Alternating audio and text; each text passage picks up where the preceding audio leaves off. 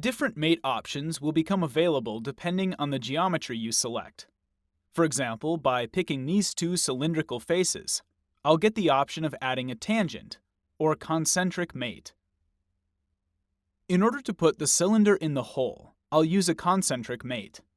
And again, when I move the part, you can see that the mate is restricting its motion. You can also add concentric mates between components that have multiple holes that are misaligned. Let me switch to another assembly to show you how this option works. Here I have two parts with varying distances between their holes. I'll add a concentric mate between these two holes first. I'll enable the Mates command, select the holes, and click Concentric. Notice that they are now perfectly aligned.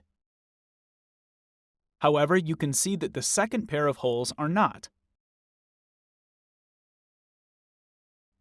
When I add a concentric mate between the second pair of holes, SOLIDWORKS lets me know that the concentric mate couldn't be created and asks what I'd like to do. I'll select Create this mate using misalignment options. And SOLIDWORKS adds the mate with a misalignment.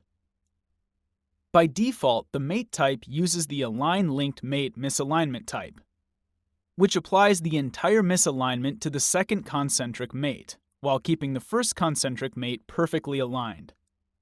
You can see the details of this in the results window. It lists this mate with the value of its deviation, and the linked mate as exactly concentric. If I instead want to align this hole, I can change the misalignment option to this to Align this mate, and you can see the alignment changes, and the information in the results window updates. Alternatively, I can use the Symmetric option, which means that the misaligned distance will be split between the two holes. The results in both concentric mates being misaligned by equal amounts. One thing to note is the maximum deviation.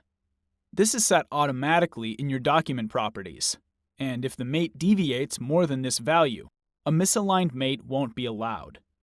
You can always uncheck this option to override the maximum deviation and set your own value here.